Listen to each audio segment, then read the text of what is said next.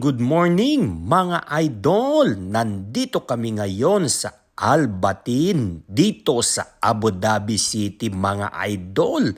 Isang mapagpalang malamig na umaga sa ating lahat. Maliligo sana kami mga idol, kaso lang ang lamig-lamig. Hindi kaya ng mga powers namin. Kaya napagpasya na lang namin na magpakain ng mga ibon. Ang daming ibon dito mga idol. Maamo na maamo. Ang lalaki nila mga idol. Ganito dito sa UAE mga idol. Bawal silang huliin o saktan. Dapat mahalin natin ang mga ibon.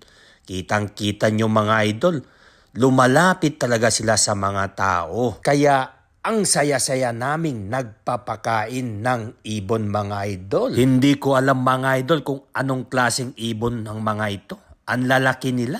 Ang ganda-gandang pagmasdan. Kapag ganito ang nakikita ko mga idol, na-amazing ako talaga. Nawawala ang pagod ko, kalungkutan, at higit sa lahat, sumasaya ang damdamin mga idol.